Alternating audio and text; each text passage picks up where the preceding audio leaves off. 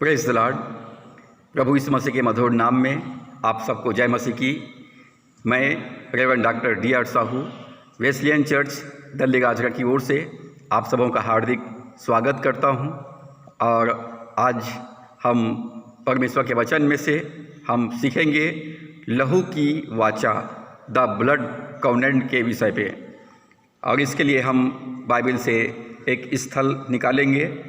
मत्ती रचित सुसमाचार 26 अध्याय उसका 26 से 28 पद। मत्ती 26 अध्याय 26 से 28 पद। यहाँ इस प्रकार से लिखा है, जब वे खा रहे थे तो यीशु ने रोटी ली और आशीष मांग कर तोड़ी और चेलों को देकर कहा, लो खाओ, यह मेरी देह है। फिर उसने कटोरा लेकर धन्यवाद किया और उन्हें देकर कहा, तुम सब इसमें से पियो, क्योंकि यह वाचा का मेरा वह लहू है जो बहुतों के लिए पापों की क्षमा के निमित्त बहाया जाता है। आइए हम प्रार्थना करें। सर्वशक्तिमान पिता, आपके जीवित वचन के लिए धन्यवाद करते हैं, इस सुंदर समय के लिए धन्यवाद करते हैं, पवित्र आत्मा की उपस्थिति के लिए हम धन्यवाद करते हैं। प्रिय पवित्र आत्मा, हम आपका स्वागत करते हैं, हमारे जीवन में आइए और वचन का प्रकाशन हमको दीजिए। पिता, वचन की सेवकाई के लिए मैं अपने आप को तेरे हाथों में सौंपता हूँ। मुझे अपने लहू में ढांपिए, वेदी के अंगारों से मेरे ओठों को स्पर्श कीजिए, ताकि मेरे भीतर से अब निकलने वाली आवाज़ वो आपकी आवाज़ हो, मेरे मुंह से निकलने वाला एक एक शब्द आपकी ओर से हो, और सुनने वालों सुनाने वालों के लिए आशीष में होने पाए। वचन को सुनने और बोलने के लिए बाधा पहुंचाने वाली सारी अंधकार की शक्तियों को मैं यीशु के नाम से बांध देता हूं और आज्ञा देता हूं कि हमारे जीवन से दूर चले जाए। प्रिय पवित्र आत्मा, हमारी सहायता कर, ताकि परमेश्वर का वचन हमारे पाँव के लिए दीपक और मार्ग के लिए उजाला होने पाए। आगे के संपूर्ण समय को आपके हाथों में सौंपते हुए विनती उद्धारकर्ता प्रभु यीशु के नाम से मांगते हैं, आमीन। आज के संदेश का शीर्षक है द ब्लड कॉवेनेंट, लहू की वाचा। इब्रानियों 8 अध्याय 6 पद के अनुसार हमारी ओर से वाचा का मध्यस्थ करने वाला प्रभु यीशु मसीह है। हमारी ओर से वाचा का मध्यस्थ करने वाला प्रभु यीशु मसीह है, और इसलिए हम उत्तम वाचा के भागीदार हैं, जो उत्तम प्रतिज्ञाओं के साथ बांधा गया है। बाइबल में 2 बड़ी वाचा है, एक पुरानी वाचा है और दूसरा है नई वाचा, जिसे हम पुराना नियम और नया नियम के नाम से जानते हैं। What is the covenant? वाचा क्या है?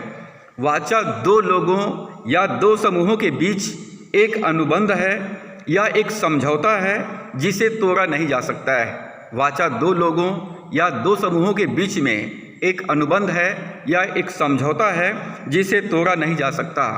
कॉवेनेंट वाचा के लिए जो हिब्रू शब्द है बेरित, और इसका अर्थ है 2 पक्षों के बीच मजबूत बंधन, विभिन्न जिम्मेदारियों, फायदों और दंड के साथ। वाचा का एक और अर्थ है तब तक काटना जब तक कि लहू न बह जाए, तब तक काटना जब तक कि लहू न बह जाए।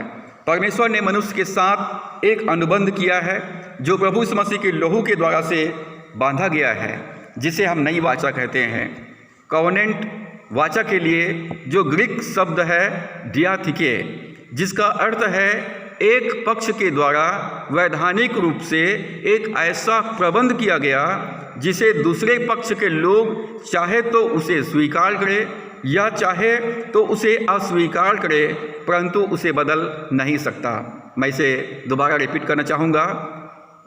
वाचा के लिए जो ग्रीक शब्द है डियाथिके, जिसका अर्थ है एक पक्ष के द्वारा वैधानिक रूप से ऐसा प्रबंध किया गया है जिसे दूसरे पक्ष के लोग चाहे तो उसे स्वीकार करे या उसे अस्वीकार करे, परंतु उसे बदल नहीं सकता।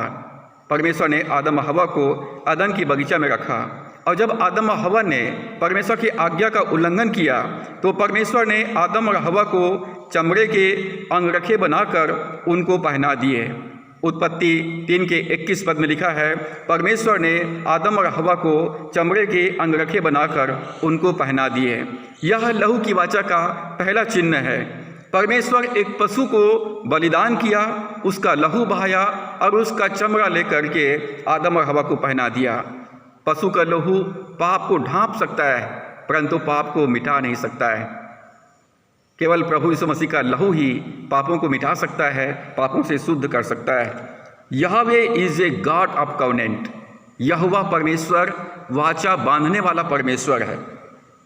बाइबल में हम 7 बड़ी वाचा के बारे में हम पाते हैं। 7 बड़ी वाचा में से जो पहली वाचा है वो है अदन की वाचा, जो उत्पत्ति 1 अध्याय 26 से 31 पद, 2 अध्याय 16 से 17 पद में पाया जाता है। परमेश्वर ने आदम हवा को बनाया और उसको अदन की बगीचा में रखा और परमेश्वर ने उसको आशीष दिया और कहा कि फूलो फलो और इस पृथ्वी को अपने वंश से भर दो और समुद्र की मछलियों, आकाश के पक्षियों और पृथ्वी पर रहने वाले जंतुओं पर अधिकार रखो। ये अदन की वाचा है जिसे परमेश्वर ने आदम हवा को आशीष दिया और इस पृथ्वी पर उन्हें अधिकार दिया। दूसरा वाचा है आदम के साथ वाचा, जो उत्पत्ति 3 अध्याय 16 से 19 पद में पाया जाता है। आदम और हवा के आज्ञा उल्लंघन के पश्चात परमेश्वर ने आदम के साथ ये वाचा बांधा। परमेश्वर ने स्त्री से कहा, तू पीड़ित होकर बालक उत्पन्न करेगी, तेरी लालसा तेरे पति की ओर होगी और वो तुझ पर प्रभुता करेगा।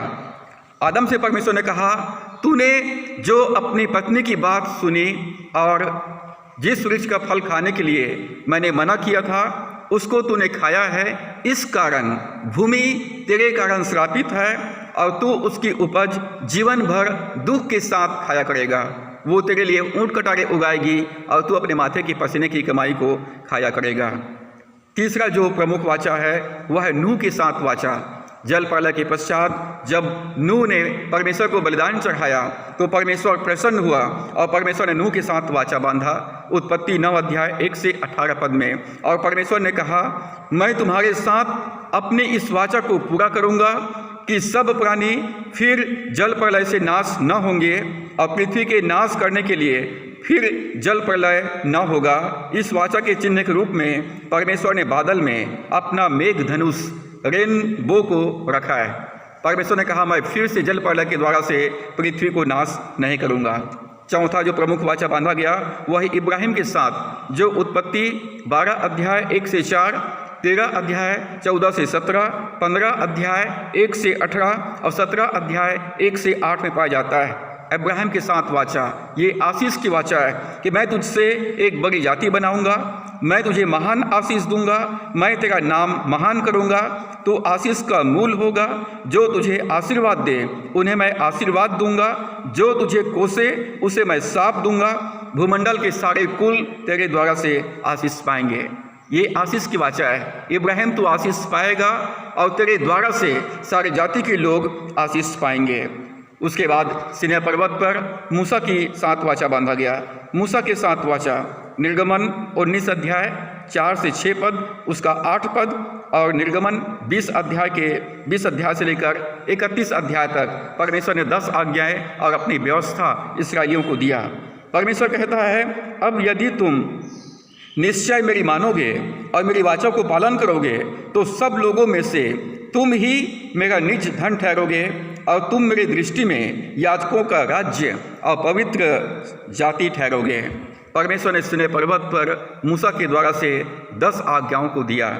छठवां जो आज्ञा है दाऊद के साथ वाचा, दाऊद के साथ अटल करुणा की वाचा है। दूसरा शमूएल 7 अध्याय 4 से 16 पद, पहला इतिहास 17 अध्याय 3 से 15 पद में पाया जाता है। जब राजा दाऊद ने परमेश्वर के लिए मंदिर बनाने का अपना इच्छा व्यक्त किया तो परमेश्वर ने कहा, दाऊद के साथ अटल करुणा की वाचा बांधा और कहा, तेरा घराना और तेरा राज्य मेरे सामने सदा अटल बना रहेगा, तेरे गद्दी सदैव बने रहेगी। परमेश्वर ने कहा कि तेरा राज्य सदैव मेरे सामने बना रहेगा और तेरे वंश में हमेशा राजा पैदा होंगे। और प्रभु यीशु मसीह दाऊद के खानदान में पैदा हुआ।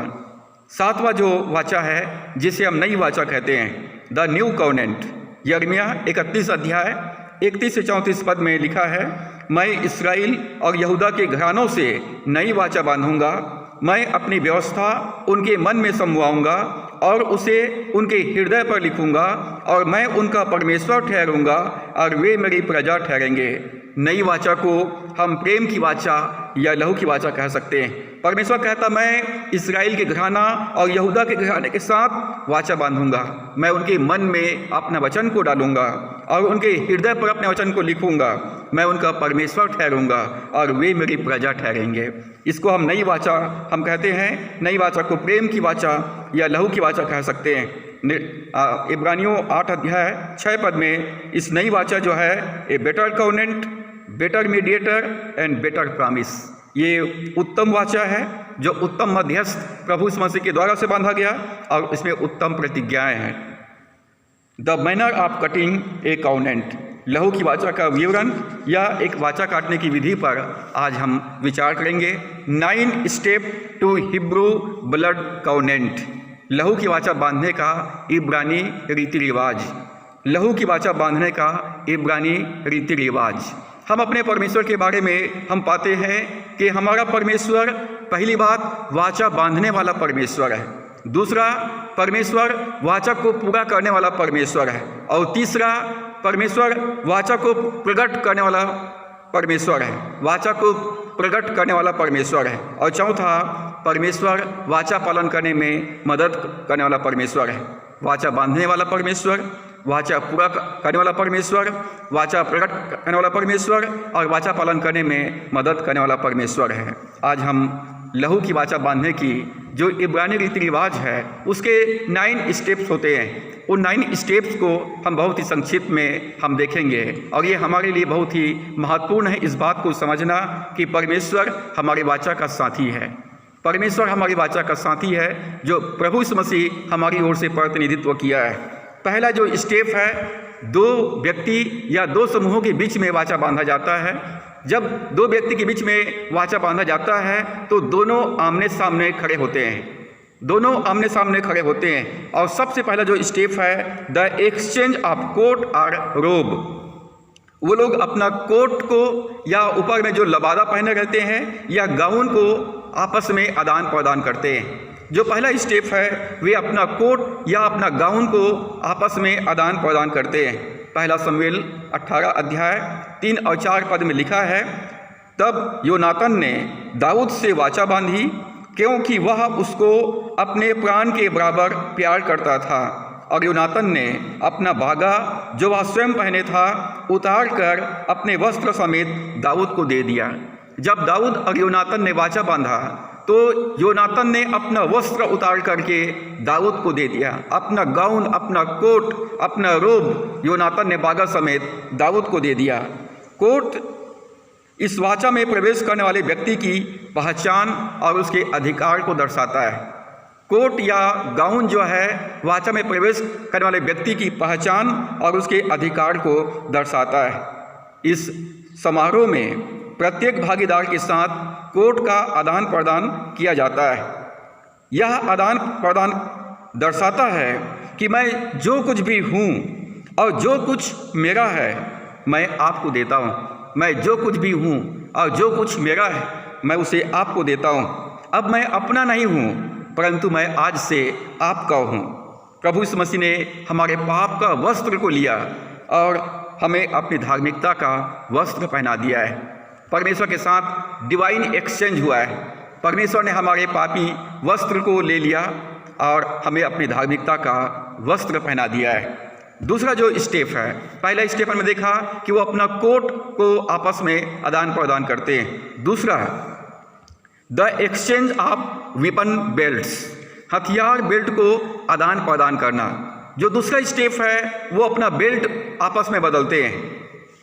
पहला शमूएल 18 अध्याय 4 पद में लिखा है, और योनातन ने अपना बागा जो वह स्वयं पहने था उतार कर अपने वस्त्र समेत दाऊद को दे दिया, वरन अपनी तलवार और धनुष और कटिबंध भी उसको दे दिया। इस बेल्ट में धनुष, चाकू, तलवार और दूसरे हथियार बंधे होते हैं। अपने बेल्ट को हथियार समेत आपस में आदान प्रदान करते हैं। इस बेल्ट पर धनुष, चाकू, तलवार और अन्य हथियार होते हैं। यह आदान प्रदान दर्शाता है कि मेरी शक्ति अब आपकी शक्ति है। अब आपके दुश्मन मेरे दुश्मन हैं, आपके दोस्त मेरे दोस्त हैं। यदि आपको कभी मेरी आवश्यकता होगी तो मैं आकर आपकी सहायता करूंगा, आपकी सेवा करूंगा, और यदि कभी मुझे ज़रूरत पड़ेगा तो आप आकर के मेरी सहायता करेंगे और मेरी सेवा करेंगे। दूसरा कुरिन्थियों 12 अध्याय 7 से 8 पद में पौलुस अपने अनुभव को लिखता है जब वो भयंकर सताव का सामना कर रहा था जो उसके सहने से बाहर था। पौलुस कहता है कि मेरे शरीर पर एक कांटा चुभाया गया है, कि शैतान की ओर से एक दूत मेरे पीछे लगा दिया गया है जो मुझे घुसा मारता है। और पौलुस कहता है कि मैंने इसके विषय में परमेश्वर से 3 बार प्रार्थना किया और प्रभु ने उत्तर दिया, मेरा अनुग्रह तेरे लिए काफ़ी है, क्योंकि मेरी सामर्थ्य तुम्हारी निर्बलताओं में सिद्ध होता है। और इसलिए पौलुस कहता है जितना मैं निर्बल होता हूँ उतना मैं बलवान होता हूँ। प्रभु यीशु मसीह कहता है कि मेरा अनुग्रह तेरे लिए पर्याप्त है। परमेश्वर का अनुग्रह परमेश्वर का सामर्थ्य है। प्रभु यीशु मसीह ने हमारी निर्बलताओं को ले लिया और हमें अपनी शक्ति और अपनी सामर्थ्य हमें दिया है। और अब जो निर्बल है वो कहे मैं बलवान हूँ। लेट द वीक से आई एम स्ट्रांग। हम प्रभु यीशु मसीह में बलवंत हैं। उसने हमारी सारी रोगों को उठा लिया, हमारी सारी दुर्बलताओं को उसने ले लिया, ताकि हम प्रभु यीशु मसीह में बलवान हो जाएं, प्रभु यीशु मसीह में हम स्वस्थ हो जाएं। पहला, वे आपस में अपना वस्त्र बदलते हैं। दूसरा, वे अपना बेल्ट बदलते हैं। और तीसरा, वो वाचा काटते हैं। The exchange of wow in the walk of blood. वो लहू में चलते हुए प्रतिज्ञाओं का आदान प्रदान करते हैं। लहू में चलते हुए प्रतिज्ञा का आदान प्रदान करते हैं। जो तीसरा स्टेप है वो वाचा काटना। इसमें एक जानवर को लेते हैं और उसे बीच से काट कर 2 टुकड़ा करके बलिदान किया जाता है। इसमें एक मेमना या एक भेड़ या बछड़े को लेकर उसे बीच से 2 टुकड़ा किया जाता है और दोनों को आमने सामने रखा जाता है। वाचा बांधने वाले दोनों साथी इन दोनों टुकड़ों के बीच में आपस में खड़े होते हैं। जिस प्रकार से 2 जीरो को आपस में मिला देते हैं, और उसी प्रकार से दोनों साथी जो है वो टुकड़ा किए हुए जानवरों के बीच में जहाँ पर लहू बह रहा है वहाँ पर बीच में खड़े होते हैं। और ये 8 के आकार में आमने सामने खड़े होते हैं। 8 का यह आंकड़ा बहुत महत्वपूर्ण है, क्योंकि यह अनंत काल तक यह कभी खत्म न होने वाले संबंध का प्रतिनिधित्व करता है। वाचा के दोनों साथी आमने सामने खड़े होते हैं और आशीर्वाद और वाचा के सापों का उच्चारण करते हैं।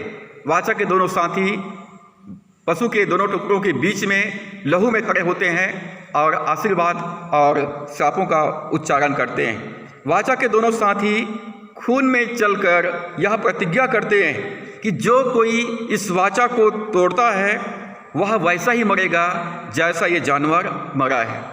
वे आपस में अपने वाचा के साथी के साथ प्रतिज्ञा करते हैं कि जिस तरह इस जानवर ने अपना प्राण दिया है उसी तरह मैं भी अपना जीवन दूंगा।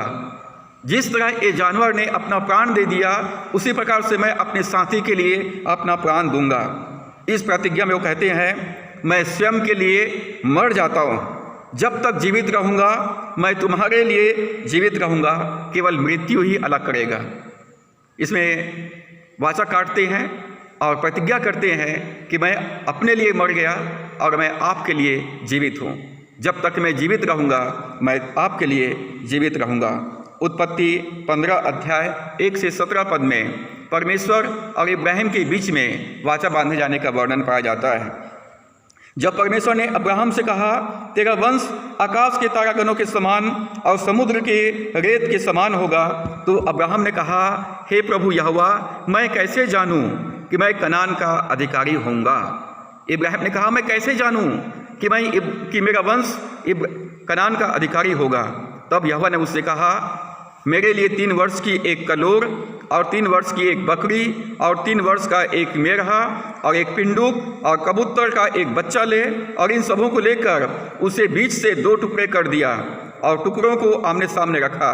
तब परमेश्वर ने अब्राहम से कहा यह निश्चय जान ले कि तेरे वंश पराए देश में परदेशी होकर रहेंगे और उस देश के लोगों के दास हो जाएंगे, और वे उनको 400 वर्ष लो दुख देंगे। फिर जिस देश के वे दास होंगे उनको मैं दंड दूंगा और उसके पश्चात वे बड़ा धन वहाँ से लेकर निकल आएंगे। तब एक अंगीठी जिससे धुआं उड़ता था, एक जलता हुआ पलीता, द फ्लेमिंग टार्च, देख पड़ा जो उन टुकड़ों के बीच में से होकर निकला। यहाँ पर हम पाते हैं परमेश्वर ने वायदा किया, तेरे वंश 400 वर्ष तक पराए देश में परदेसी रहेंगे, उस देश के गुलाम हो जाएंगे, और 400 वर्ष पश्चात मैं उस देश के लोगों को मैं उनको दंड दूंगा और वहाँ से बड़ा धन लेकर मैं वहाँ से तेरे वंश को निकाल लाऊंगा और वो कनान के अधिकारी हो जाएंगे। और परमेश्वर उस टुकड़े के बीच में से गुजरा। यिर्मयाह 34 अध्याय 18 से 19 पद में, यिर्मयाह 34 18 और 19 में लिखा है, और जो लोग मेरी वाचा का उल्लंघन करते और जो प्रतिज्ञा उन्होंने मेरे सामने और बछड़े को 2 भाग करके उसके दोनों भागों के बीच होकर किया, परंतु उसे पूरा न किया, उसे मैं दंडित करूंगा। परमेश्वर कहता है यदि मेरे वाचा के साथी अपनी प्रतिज्ञा को पूरा न करे तो मैं उसको दंड दूंगा। जब हम परमेश्वर की आज्ञा का उल्लंघन करते हैं तो हम परमेश्वर की सुरक्षा से बाहर चले जाते हैं। गलतियों 2:20 में पौलुस कहता है, मैं मसीह के साथ क्रूस पर चढ़ाया गया हूँ, अब मैं जीवित नहीं रहा परंतु मसीह मुझ में जीवित है। पौलुस कहता मैं अपने लिए मर चुका हूँ, मैं संसार के लिए मर चुका हूँ, मैं मसीह के साथ क्रूस पर चढ़ा दिया गया हूँ, अब मैं जीवित हूँ तो प्रभु के लिए जीवित हूँ। फिलिपियों 1:21 में वो कहता है, मेरे लिए जीवित रहना मसीह है और मर जाना लाभ है। प्रभु यीशु ने यूहन्ना 10 अध्याय के 11 पद में कहा, अच्छा चरवाहा मैं हूँ, अच्छा चरवाहा भेड़ों के लिए अपना प्राण देता है। प्रभु यीशु मसीह ने हमारे लिए अपना प्राण दे दिया। और वो यूहन्ना 14 अध्याय के 19 पद में कहता है, इसलिए कि मैं जीवित हूँ तुम भी जीवित रहोगे। और वायदा करता है मत्ती 28:20 में, देखो मैं जगत के अंत तक सदैव तुम्हारे संग हूँ।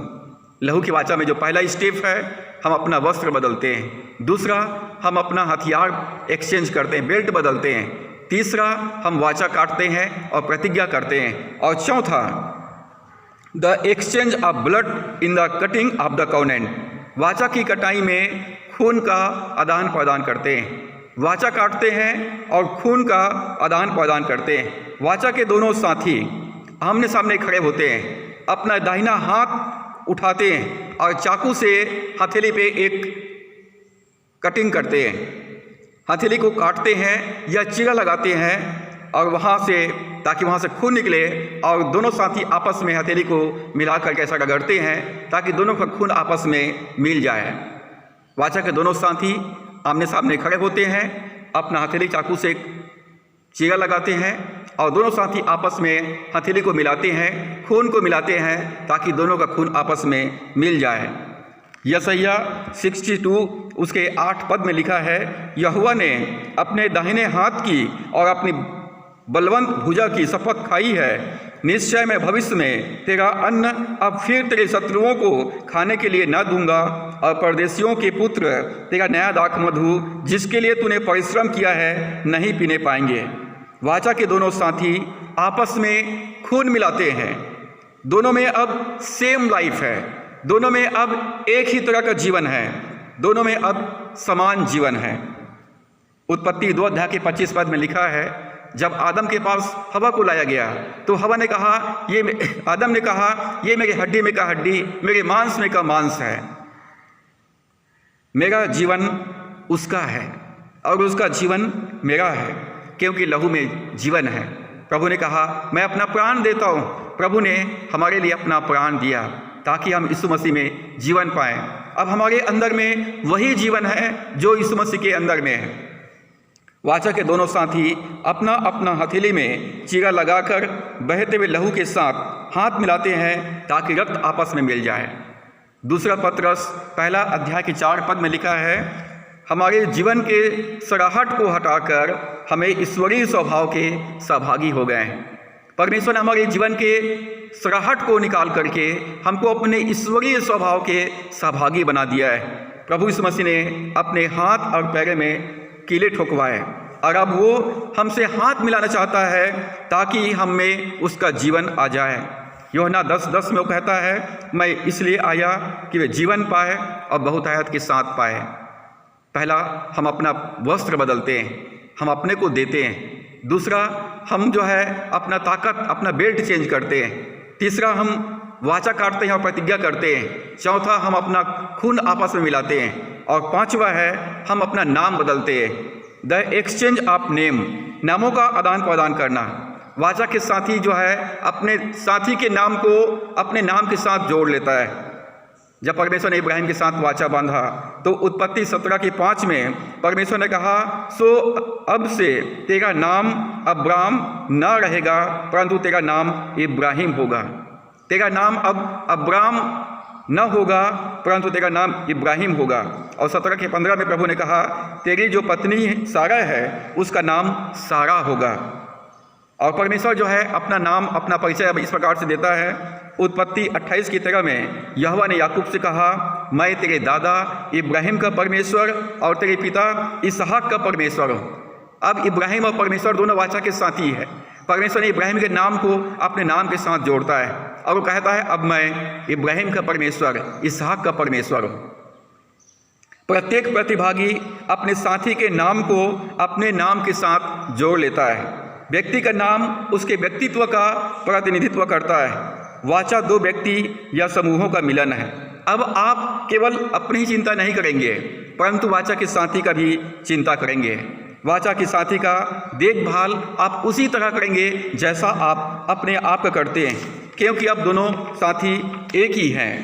जब नामों का आदान प्रदान किया जाता है तो प्रत्येक प्रतिभागी अपने नाम के साथ वाचा के साथी का नाम को भी लेता है। उदाहरण के लिए अब्राम अब इब्राहिम हो गया और परमेश्वर अब इब्राहिम के परमेश्वर के नाम से अपने आप को बोलने लगा।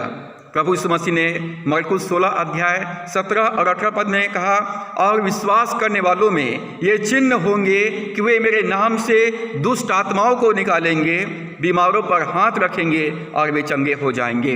प्रभु यीशु ने विश्वासियों को अपना नाम दे दिया। यूहन्ना 14:13 और 14 पद में प्रभु ने कहा, और जो कुछ तुम मेरे नाम से मांगोगे वही मैं करूँगा कि पुत्र के द्वारा पिता की महिमा हो। यदि तुम मुझसे मेरे नाम से कुछ मांगोगे तो मैं उसे करूँगा। जब हम यीशु मसीह को अपने जीवन का उद्धारकर्ता प्रभु स्वीकार करते हैं तो यूहन्ना रचित सुसमाचार 1 और 13 पद के अनुसार हमें परमेश्वर की संतान होने का अधिकार मिल जाता है। परमेश्वर हमारा पिता बन जाता है और हमें प्रभु यीशु मसीह के नाम को इस्तेमाल करने के लिए हमको अधिकार मिल जाता है। दूसरा कुरिन्थियों 6:18 पद में लिखा है, मैं तुम्हारा पिता होऊंगा और तुम मेरे बेटे और बेटियां होंगे। यह सर्वशक्तिमान प्रभु परमेश्वर का वचन है। जब हम यीशु मसीह पर विश्वास करते हैं जो वाचा का मध्यस्थ है तो हम परमेश्वर की वाचा के साथी बन जाते हैं। परमेश्वर हमारा कॉवेनेंट पार्टनर बन जाता है। यदि हम यीशु ने हमें अपना नाम दिया है, पहले हम अन्य जाति थे परंतु अब हम विश्वासी हैं। हम यीशु मसीह के नाम को इस्तेमाल कर सकते हैं प्रार्थना में और दुष्ट आत्मा को निकालने में। छठवां स्टेप, नामों का आदान प्रदान करने के बाद जो 6th स्टेप है, the mark of the covenant या ए स्कार इज मेड। वाचा का चिन्ह या वाचा का निशान बनाते हैं। वाचा का एक चिन्ह या वाचा का निशान बनाते हैं। उत्पत्ति 17:11 पद में परमेश्वर ने कहा, तुम अपनी अपनी खलरी का खतना करा लेना, जो वाचा मेरे और तुम्हारे बीच में है उसका यही चिन्ह होगा। इब्राहिम और परमेश्वर के साथ जो वाचा बंधा है, परमेश्वर ने कहा तुम में से हर एक पुरुष अपनी अपनी खलरी का खतना करवाए। खतना जो है वाचा का एक चिन्ह था। यशायाह 49:16 पद में परमेश्वर कहता है, देख मैंने तेरे चित्र को, देख मैंने तेरा चित्र अपनी हथेलियों पर खोद कर बनाया है, तेरी स्थापना सदैव मेरी दृष्टि के सामने बनी रहती है। परमेश्वर ने वाचा का चिन्ह अपने हाथ में रखा है और कहता है सदैव मैं तुम्हें देखता रहता हूँ, तुम्हारी सुरक्षा मेरी दृष्टि में बना रहता है। यूहन्ना 20:27 में प्रभु यीशु ने थोमा से कहा, अपनी उंगली यहाँ लाकर मेरे हाथों को देख और अपना हाथ लाकर मेरे पंजर में डाल और अविश्वासी नहीं परंतु विश्वासी हो। निशान के द्वारा वाचा को हमेशा याद रखते हैं। जब दाऊद ने गोलियत का सामना करने के लिए गया तो दाऊद ने गोलियत से कहा, तू खतना रहित पलस्ती, जीवते परमेश्वर की सेना को ललकारने वाला कौन होता है। दाऊद के शरीर में खतने का निशान है और दाऊद जो है अपने वाचा के साथी को स्मरण करता है। दाऊद कहता है, यदि तुम मेरे विरोध में आते हो, मेरे वाचा के साथी के विरोध में आते हो, मैं अपनी ताकत से नहीं, मैं अपने वाचा के साथी की ताकत से आता हूँ। तू अपने ढाल और तलवार को लेकर के आता है, मैं सेनाओं के यहोवा के नाम से आता हूँ। दाऊद ने गोलियत को देखा, उसकी ताकत को देखा, उसकी ऊंचाई को भी देखा, लेकिन दाऊद साथ ही साथ परमेश्वर के साथ अपने संबंधों को देखा। परमेश्वर मेरे वाचा का साथी है। वो कहता है संग्राम तो यहोवा का है। पहला शमूएल 17 के 47 में कहता है for the battle is the Lord, युद्ध परमेश्वर का है। निशान वाचा का बाहरी चिन्ह है, खतना वाचा का चिन्ह था। यीशु के हाथ और पैर और पसली छेदा गया था। इफिसियों 1 अध्याय के 13 पद के अनुसार, और उसी में तुम पर भी जब तुमने सत्य के वचन सुना जो तुम्हारे उद्धार का सुसमाचार है, और जिस पर तुमने विश्वास किया, प्रतिज्ञा किए हुए पवित्र आत्मा की छाप लगी। जब हम इस मसीह पर विश्वास किए तो हमारे पाप क्षमा किया गया और हम पर पवित्र आत्मा का अलौकिक छाप लगा दिया गया है। हमें अलौकिक निशान दिया गया है, पवित्र आत्मा का छाप लगा दिया गया है। अब परमेश्वर के हम वाचा के साथी हैं। हथेली जहाँ पर चीरा लगाया गया था और जहाँ से लहू टपक रहा था, वहाँ पर चारकोल जैसे गहरे रंग के पदार्थ को प्रत्येक के हाथ पर घाव में रगड़ दिया जाता था। जहाँ पर चीरा लगाया गया था वहाँ पर चारकोल जैसे गहरे रंग को हाथ पे लगा करके रगड़ दिया जाता था, ताकि जब घाव ठीक हो जाए तो एक गहरा निशान हर किसी को दिखाई दे और उसको हमेशा स्मरण रहे कि वो वाचा का भागीदार है। परमेश्वर हमेशा याद रखता है कि मनुष्य मिट्टी ही है। 7वां स्टेप, वाचा का निशान बनाने के बाद जो 7वां स्टेप है, the accounting of all belonging for exchange if and when needed. अपनी अपनी संपत्ति के सामानों का लिस्ट बनाते हैं और उसे आदान प्रदान करते हैं। वाचा के दोनों साथी अपनी अपनी संपत्ति का लिस्ट बनाते हैं और दोनों को आदान प्रदान करते हैं। आपको जब भी ज़रूरत पड़े तो आप इसे इस्तेमाल कर सकते हो। इस वाचा का शर्त है, अब मेरी संपत्ति आपकी संपत्ति है, जब भी मेरी संपत्ति की आपको ज़रूरत पड़े आप इसे इस्तेमाल कर सकते हो। दोनों खून में खड़े होने के दौरान वाचा के साथी अपनी अपनी सभी संपत्ति का लेखा जोखा देते हैं, अपने आमदनी और अपने दायित्वों का लिस्ट बनाते हैं और घोषणा करते हैं कि यदि मेरे वाचा के साथी को जब भी जहाँ भी ज़रूरत पड़े तो मेरी संपत्ति उसके लिए उपलब्ध रहेगी। लूका 15 अध्याय के 31 पद में लिखा है, पुत्र तू सर्वदा मेरे साथ है और जो कुछ मेरा है वह सब तेरा ही है।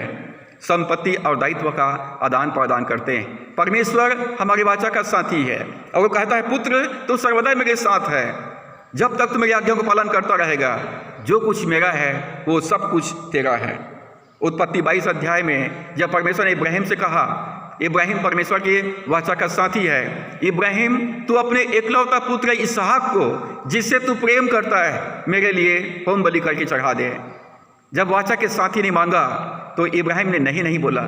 इब्राहिम पूरी तरह से परमेश्वर की आज्ञाओं का पालन किया और अपने पुत्र को होम बलि चढ़ाने के लिए पूरी तरह से तैयार था। और तब परमेश्वर ने कहा, मैंने स्वयं देख लिया है, मैं जान लिया है कि तू मेरी आज्ञाओं का पालन करेगा, तू मुझ पर भरोसा रखेगा।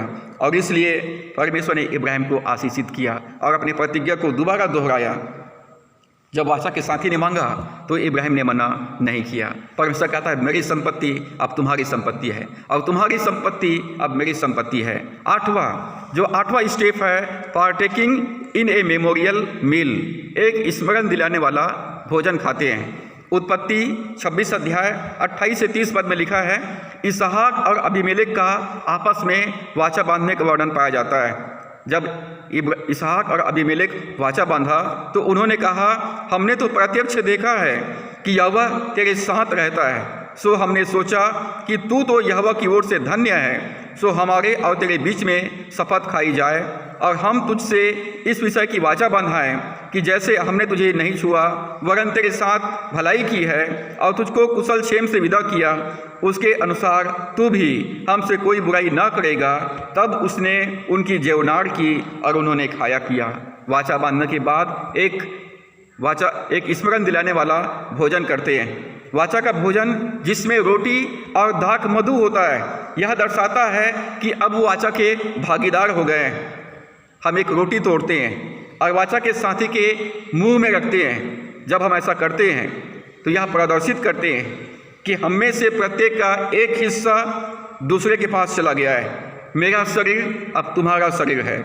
और इसके बाद हम प्याले से दाख मधु पीते हैं और यह दर्शाते हैं कि हमारा खून दूसरे में चला गया है। मेरा लहू तुम्हारा लहू है। चूँकि लहू में जीवन है, इसलिए हम यह प्रदर्शित करते हैं कि हमने एक दूसरे के जीवन को खुद के अंदर में ले लिया है। पहला कुरिन्थियों 11 अध्याय 23 से 25 पद में लिखा है, जिस रात प्रभु यीशु पकड़वाया गया, रोटी ली और धन्यवाद करके उसे तोड़ी और कहा कि यह मेरी देह है जो तुम्हारे लिए है, मेरे स्मरण के लिए यही किया करो। इस रीति से उसने ब्यारी के पीछे कटोरा भी लिया और कहा, यह कटोरा मेरे लहू में नई वाचा है, जब कभी पियो तो मेरे स्मरण के लिए यही किया करो। प्रभु ने कहा, यह मेरी देह है जो तुम्हारे लिए है। प्रभु ने अपने कटोरा को लिया, कहा, यह मेरा लहू है जो तुम्हारे लिए बहाया जाता है। प्रभु ने कहा, यदि कोई मेरी देह को ना खाए और मेरे लहू को ना पिए तो उनके साथ मेरा कोई रिश्ता नहीं। ये नई वाचा है जिसे हम प्रभु भोज के नाम से जानते हैं। उत्पत्ति 14 अध्याय 18 से 20 पद में जब अब्राहम लूत को कनान के राजाओं से छुड़ाकर लौटा तो सालेम का राजा मेल्कीसेदेक, जो परम प्रधान ईश्वर का याजक था, रोटी और दाख मधु ले आया और उसने अब्राहम को यह आशीर्वाद दिया कि परम प्रधान ईश्वर की ओर से, जो आकाश और पृथ्वी का अधिकारी है, तू धन्य हो और धन्य है परम प्रधान ईश्वर जिसने तेरे द्रोहियों को तेरे वश में कर दिया है। तब अब्राहम ने उसको सबका 10वां अंश दिया। मेल्कीसेदेक ने इब्राहिम को रोटी और दाख मधु दिया और इब्राहिम ने अपने लूट का सारा 10वां अंश मेल्कीसेदेक को समर्पित किया। पहला कुरिन्थियों 6 अध्याय 17 पद में लिखा है, जो प्रभु की संगति में रहता है वह उसके साथ एक आत्मा हो जाता है। दोनों अब एक आत्मा हो गए, दोनों में अब एक ही जीवन है। यदि एक को तकलीफ होगा तो दूसरे को तकलीफ होगा। I will never leave you और never forsake you, I will always do what is best my blood brother. यहाँ पर कहते हैं कि अब तू मेरे सगा भाई है, मेरे खून का रिश्ता है, मैं तुझे कभी भी नहीं छोड़ूंगा, कभी भी मैं नहीं त्यागूंगा, और जो तेरे लिए सबसे उत्तम है मैं वही करूंगा। परमेश्वर हमारी वाचा का साथी है, हम प्रभु यीशु मसीह के सगे भाई हैं और परमेश्वर कहता है, मैं तुम्हारे लिए जो योजना बनाया हूँ मैं उनको जानता हूँ, वो तुम्हारी कुशलता के लिए है, तुम्हारे भलाई के लिए है। और अंतिम स्टेप, जो 9वां स्टेप है, setting up A memorial plant a tree. Setting up A memorial, वाचा स्मरण दिलाने वाला एक पेड़ लगाते हैं। वाचा स्मरण दिलाने वाला एक पेड़ लगाते हैं या पत्थर खड़ा करते हैं ताकि वाचा की साक्षी रहे। वाचा की गवाही के लिए एक पेड़ लगाते हैं या पत्थर को खड़ा करते हैं। उत्पत्ति 21 अध्याय 22 से 34 पद में अब्राहम और अबीमेलेक जब परस्पर संधि किए तो लिखा है 32 पद में, तब उन्होंने बेसरबा में परस्पर वाचा बांधी। तब अबीमेलेक और उसका सेनापति पिकोल उठकर पलस्तियों के देश में लौट गए और इब्राहिम ने बेरशेबा में झाऊ का एक वृक्ष लगाया और वहाँ यहोवा जो सनातन ईश्वर है उससे प्रार्थना की। उत्पत्ति 31 अध्याय 43 से 55 पद में याकूब और लाबान का परस्पर संधि करने का वर्णन पाया जाता है। लाबान कहता है याकूब से, अब आ, मैं और तू दोनों आपस में वाचा बांधे और वह मेरे और तेरे बीच साक्षी ठहरी रहे। तब याकूब ने एक पत्थर लेकर उसका खंभा खड़ा किया। लाबान ने कहा कि यह पत्थर आज से मेरे और तेरे बीच साक्षी रहेगा। और याकूब ने उस पहाड़ पर मेल बलि चढ़ाया और अपने भाई बंधुओं को भोजन करने के लिए बुलाया। सो उन्होंने भोजन करके पहाड़ पर रात बिताई। यिर्मयाह 1:12 में परमेश्वर कहता है कि मैं अपनी प्रतिज्ञा को पूरा करने के लिए उत्सुक हूँ। परमेश्वर अपनी वाचा को हमेशा स्मरण रखता है। जब हम क्रूस के पास आते हैं तो हम लहू के वाचा के भागीदार हो जाते हैं। जब हम 1 से लेकर के 9 स्टेप को पूरा करते हैं तो हम आपस में एक दूसरे को अपना मित्र कहते हैं। उत्पत्ति 15 अध्याय के 6 पद और याकूब 2 अध्याय के 23 पद में लिखा है कि इब्राहिम परमेश्वर का मित्र कहलाया। इब्राहिम परमेश्वर का मित्र कहलाया। यूहन्ना 15 के 14 पद में प्रभु ने कहा, जो कुछ मैं तुम्हें आज्ञा देता हूँ यदि उसे तुम करो तो तुम मेरे मित्र हो। जो कुछ मैं तुम्हें आज्ञा देता हूँ यदि उसे करो तो तुम मेरे मित्र हो। भजन संहिता 91 अध्याय 11 और 12 पद और भजन संहिता 34 अध्याय 7 पद के अनुसार जब हम पर समस्या आता है तो परमेश्वर अपने स्वर्गदूतों को भेजकर हमारी सहायता करता है। परमेश्वर कहता है अब तुम्हारी समस्या मेरी समस्या है, अब हमारी समस्या परमेश्वर की समस्या है। दाऊद ने गोलियत से कहा संग्राम यहोवा का है, युद्ध परमेश्वर का है, तो ढाल और तलवार को लेकर आता है, मैं सेनाओं के यहोवा के नाम से आता हूँ। दानियल 3 अध्याय के 25 पद में जब सद्रक, मेशक और अबेदनगो को आग की झील में डाल दिया गया था तो वहाँ पर चौथा व्यक्ति स्वयं प्रभु यीशु मसीह आकर वाचा के साथी को बचाया। जब उन पर विपत्ति आया परमेश्वर स्वयं उनके बीच में आ गया और वाचा के साथी को बचाया। जब दानियल को सिंहों के मान में डाल दिया गया तो परमेश्वर ने अपने दूतों को भेजकर सिंहों के मुंह को बंद करके रखा। यदि तुम मेरे विरोध में आते हो तो मेरे वाचा के साथी के विरोध में आते हो। प्रभु ने यीशु ने कहा जो तुम्हें ग्रहण करता है वो मुझे ग्रहण करता है, जो तुम्हें तुच्छ जानता है वो मुझे तुच्छ जानता है, जो तुम्हारा विरोध करता है वह मेरा विरोध करता है। वाचा के साथी की विरोध, यदि कोई मेरे विरोध में आता है तो वाचा के साथी के विरोध में आता है। जकरिया 2:8 में परमेश्वर कहता है जो तुम्हें छूता है वो मेरी आँख की पुतली को छूता है। हमारे दुश्मन परमेश्वर को दुश्मन है। अब हमारी समस्या परमेश्वर की समस्या है और इसलिए अपना जीवन परमेश्वर को सौंप दीजिए। पहला पत्रस 5:7 में लिखा है अपनी सारी चिंता उसी पर डाल दो क्योंकि उसको तुम्हारा ध्यान है। परमेश्वर हमारे वाचा का साथी है, परमेश्वर हमारे लहू की वाचा का साथी है। अब हमारी समस्या परमेश्वर की समस्या है। परमेश्वर की सारी प्रतिज्ञाएं प्रभु यीशु मसीह में हाँ और आमीन में है। और रोज़ मैं परमेश्वर का धन्यवाद करता हूँ, धन्यवाद परमेश्वर तू मेरी वाचा का साथी है। अब मेरी समस्या आपकी समस्या है, मेरे प्रॉब्लम्स आपके प्रॉब्लम है, मेरे विरोधी आपके विरोधी हैं और मेरे मित्र आपके मित्र हैं। परमेश्वर को अपना जीवन सौंप दें, अपने भविष्य की चिंता परमेश्वर पर डाल दीजिए। परमेश्वर सब कुछ पूरा करके वो आपको संभाल लेंगे और आपकी सहायता करेंगे। सो परमेश्वर जो हमारी वाचा का साथी है इन वचनों के द्वारा से हम सबको आशीष दें। आइए हम प्रार्थना करें। सर्वशक्तिमान पिता, हम धन्यवाद करते हैं प्रभु, आप वाचा बांधने वाला परमेश्वर है, वाचा प्रकट करने वाला परमेश्वर है, वाचा बांधने में वाचा को पूरा करने में सहायता करने वाला परमेश्वर है, वाचा को स्मरण करने वाला परमेश्वर है। हम धन्यवाद करते हैं कि आप सच्चा और विश्वास योग्य परमेश्वर हैं। प्यारे प्रभु हम पर दया कर ताकि हम प्रभु यीशु मसीह को अपना जीवन का उद्धार करता प्रभु करके स्वीकार जैसा किए हैं हम अपना जीवन तेरे हाथों में सौंपने पाएँ और तेरी आज्ञाओं का पालन करते रहें, ताकि प्रभु जी आप हमारी सहायता कर सकें, हमें आशीषित कर सकें और हमारी रक्षा कर सकें। हम धन्यवाद करते हैं पिता, आप हमारे लहू की वाचा का साथी है, हमारे सुख दुख का साथी है। अब हमारी प्रॉब्लम्स आपकी प्रॉब्लम है, हमारी समस्या आपकी समस्या है। इसलिए प्रभु हम अपना जीवन, अपना परिवार, अपने बच्चों को और अपने भविष्य को आपके हाथों में सौंपते हैं। हमारी रक्षा कर, हमारी सहायता कर, हमारी अगुवाई कर कि संसार में रहते हुए हम तेरे नाम की महिमा करने पाएँ। हम धन्यवाद करते हैं प्रभु, आपने कहा मैं जगत के अंत तक सदैव तुम्हारे साथ रहूँगा।